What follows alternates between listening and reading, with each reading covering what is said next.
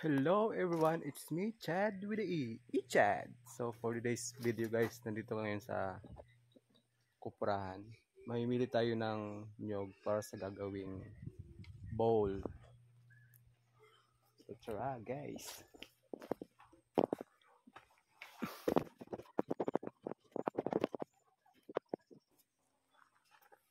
Para sa bowl na gagawin, yung kinukuha ko, yung medyo flat dito. Para hindi siya mahirap makatayo.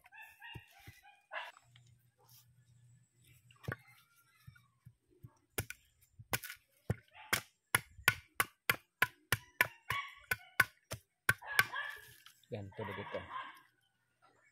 Diba?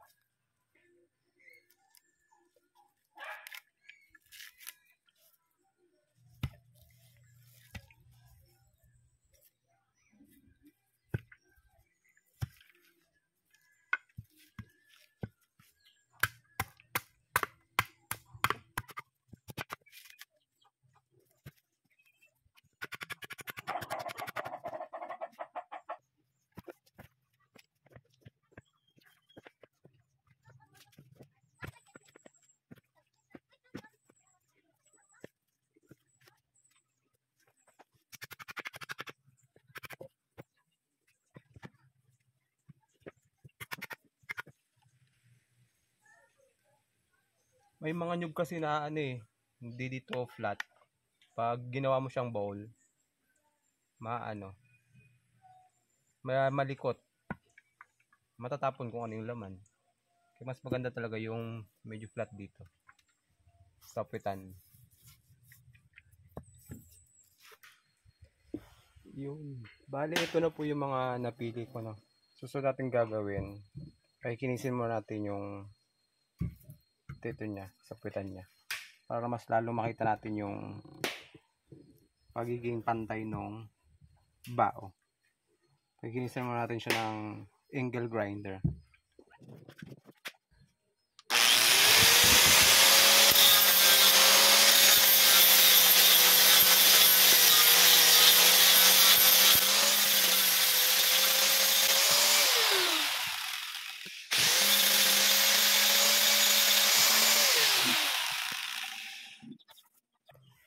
Pagkatapos, guguhitan na natin siya kung saan natin hahatian para mas pantay siya, mas maganda.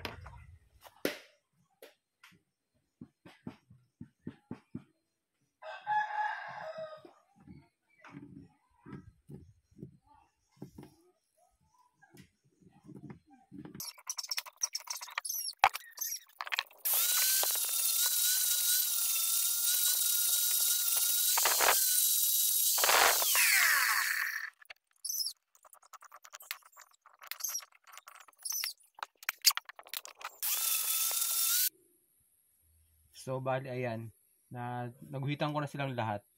Tsaka tinanggalan ko na rin ng tubig. Para pag kinat siya, bumulwak yung tubig, hindi mababasa yung itong gagamitin nating panghati. Ang Dremel Somax. Ito gagamitin natin. Para maganda yung pagkaka-cut niya. Ang maganda dito sa Dremel, may safety feature siya. Ito. Hindi siya basta-basta aandar pag hindi ito nakaganon.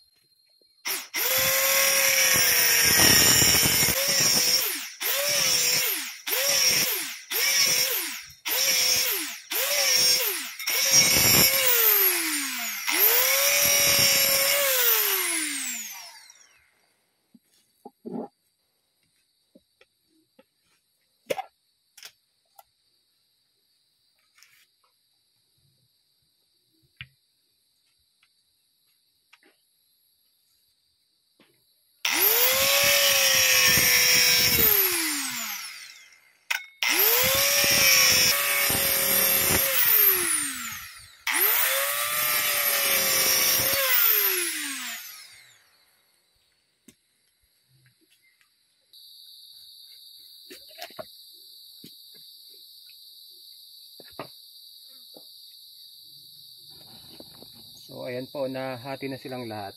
Bali, pausukan natin siya dun sa kuprahan, o hindi naman, hayaan lang hanggang sa medyo matanggal, tumuklap yung laman niya dun sa coconut shell.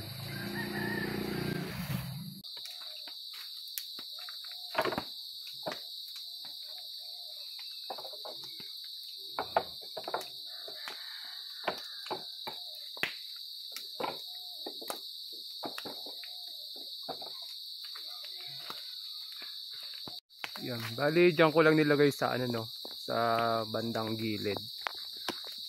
Kasi pag sa gitna, masyado matutuyo yung bao. Madaling mag-crack. Kaya diyan lang natin nilagay sa gilid.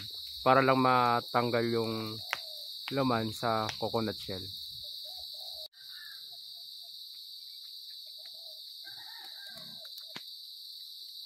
Ito na po pagkatapos natin pausukan. Ito na po siya. Medyo natutuklap na siya. Kaya tatanggalin na lang natin siya ng gamit tong kutsilyo.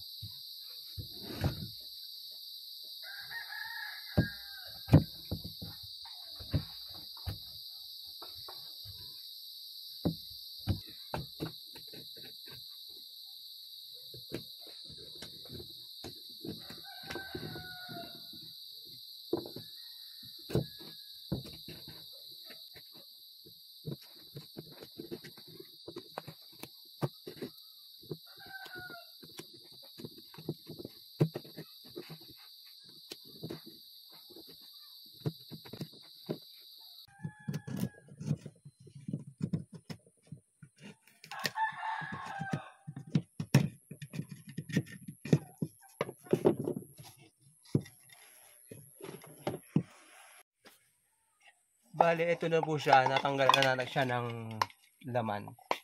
Ngayon, pakikinisan na natin siya ng... Ito muna yung gagamitin natin para pampakinis sa loob. Itong wire brush, gamit itong electric drill.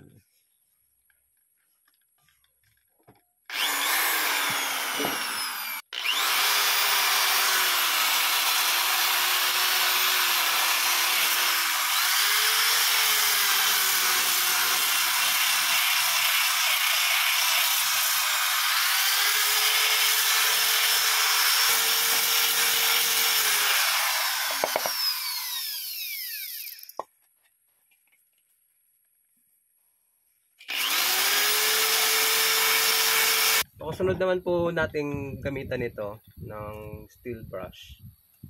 Ito naman po yung gagamitin natin. Bali, ginawa ko lang ito. Sandpaper po siya.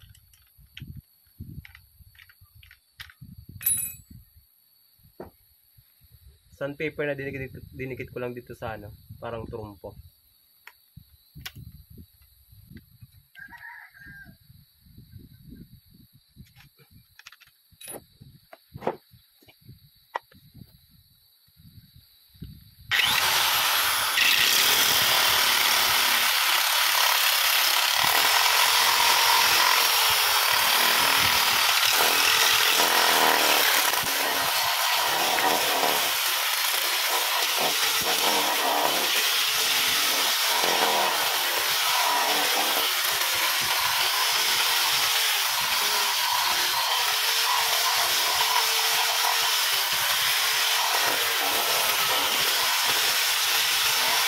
So ayun po no, bali tapos na nating pakinisin yung loob niya.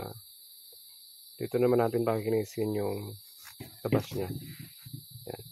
Gamit nitong angle grinder na may flap disc number 100.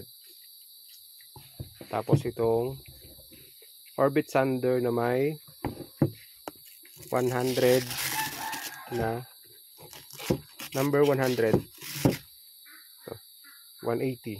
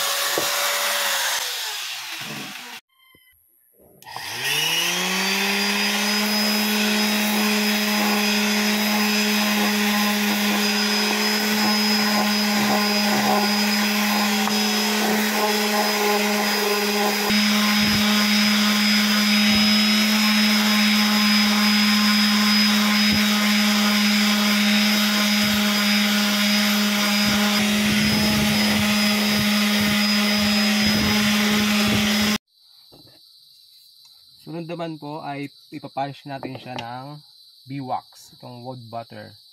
Bibili po to sa mga online shop. Pag gagamitin kasi sa mga pagkain, yung mga ganito, dapat itong B-Wax ang pwede natin ipang-polish. Pag varnish kasi, hindi pwede kasi may chemical. Ito kasi ano to, B-Wax siya, kaya no chemical. B-Wax tsaka BCO. Pupunasan lang natin siya ng B-Wax.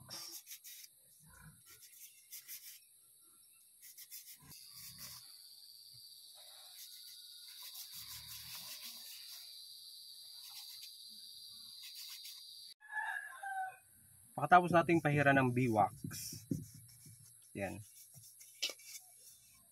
Pupunasan natin siya ng tela. Ito, sahan.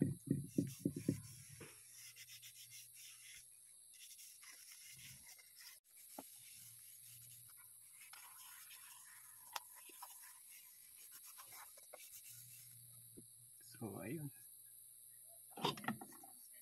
Pwede siyang gamitin or hugasan muna bago gamitin para mas malinis. So, ayun. Hanggang sa muli. Bye-bye!